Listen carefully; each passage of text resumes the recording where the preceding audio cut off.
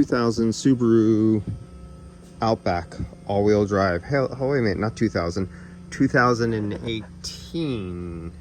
Let me find 2019. Sorry, guys.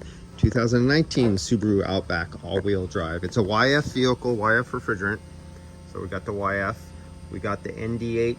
That's a Denso oil. So we'll have a Denso compressor, 425 grams, plus or minus 25 grams. Remember, guys, always look for the stickers. Don't guess. And there's our Denso. There's our sticker proving that it's a Denso. And it'll repeat the information on there somewhere. It says it's YF or 134.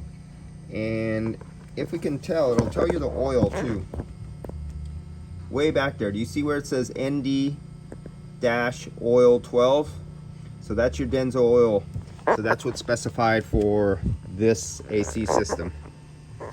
So if you want to know where the oil is, but the sticker is missing out here, or the sticker doesn't say what the oil is, you always could try to search for a sticker on the compressor so you know what type of oil goes in the system. Just performing a recovery right now. Now, this is going to be repaired, and as a customer, if you're just a customer of Plain Jane, you're not an automotive mechanic, you're not a body man, you're not a body shop owner, automotive shop, customers themselves, you don't know, depending on your insurance policy and what you signed up for and what rate you signed up will depend what parts go back on your vehicle. And not all are created equal. So you could see this is OEM still, nothing has been replaced. And I don't think they're gonna change this because of this little hit.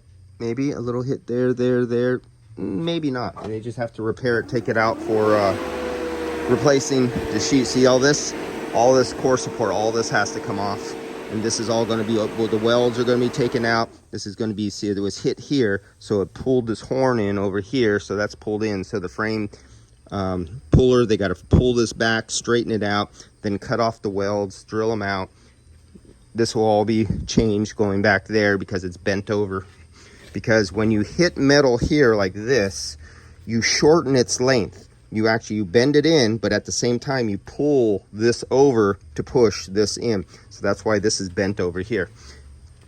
This has to be put back into place, and if it kinked, you'll inspect back there and you see some broken paint and you'll see a slight kink, then you don't, and here in this country, I know in other countries you do, you heat them up, you bend them back, but here, because of liability, and that's a collision collapsing part, that's a core structural frame and it's meant to collapse, that is not allowed in this country. And I know you guys are watching from some other countries.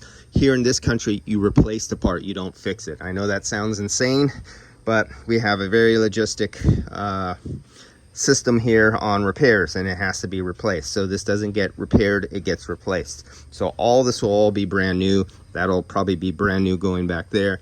You can see where it pulled over and it pulled out the spot weld. They didn't cut that out. It's actually pulled over and shortened and pushed back.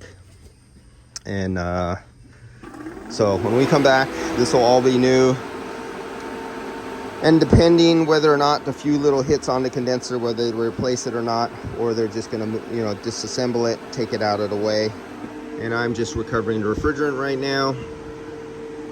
And I will see you guys later. Oh yeah, and there is a heat exchanger on here, so you guys, I'm trying to get you very familiar with what heat exchangers are. The internal heat exchanger, where this thinner pipe is traveling inside this thicker pipe. If you can see the difference, can you see the difference there? That where this is brazed in together, that this is a pipe inside a pipe. And inside this pipe, there's little fins going all the way around. So if you looked at it this way, you would see a whole bunch of fins. And this liquid refrigerant is actually traveling on the outside of this cold pipe. So the returning vapor will pick up the heat from the liquid hot refrigerant that is coming from the condenser. So you get more energy per pound out of the refrigerant that is flowing to the expansion valve right there. And that is your external extra subcooling method right there. And this is why sometimes on some vehicles with the computer controlled variable displacement valve controlled compressors, depending on their displacement and under the ambient temperatures and the condition that the computer commands the system to operate under, You might be an old school technician that goes, you grab the line, you go, oh, that's not enough refrigerant, it's low, it's too cool. But depending on the conditions, if there's enough heat added from this liquid line, which is, let me find it for you guys. Here's the liquid line, and it's going right back there. You see it down, it's right there. Let's follow it, follow it, follow it, follow it all the way back. And you can see it going into the line right here. So at this point, as it goes this, that cold refrigerant in this big suction line right there, that's really cold right there. But by the time it comes out here, it has absorbed energy, heat from this liquid, making this part of the line a little warmer. So for the old school guys who are used to doing this and shaking off the little cans into there until they got cold, they're actually way overcharging the system because they don't know about how the internal heat exchanger works.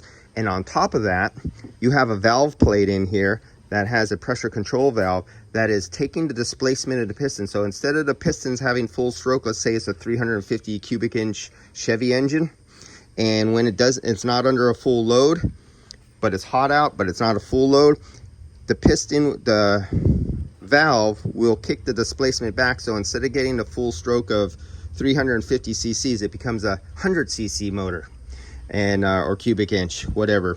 And so it doesn't build and do the pressures like it normally would, because it's also looking at temperature sensors on the inside of the cabin, sun load sensor, ambient sensor. All that goes back to a computer.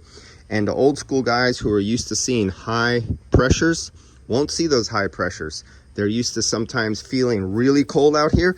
It might not be that cold on that particular vehicle. Another vehicle, we could have another one, like say that one right there.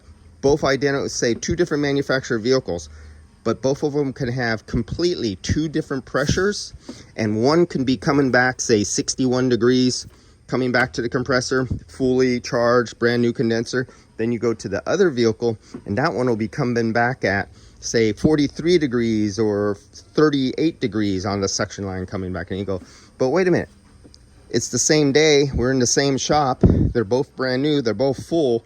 Why is it so different?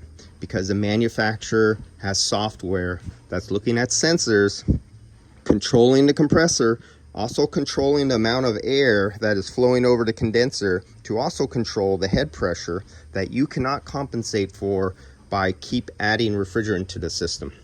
Be careful, read.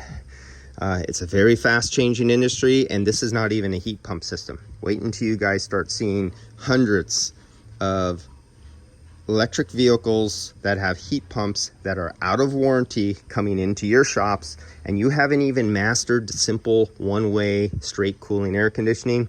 You're in a world of hurt when heat pumps start hitting you. See you guys. Education. See you.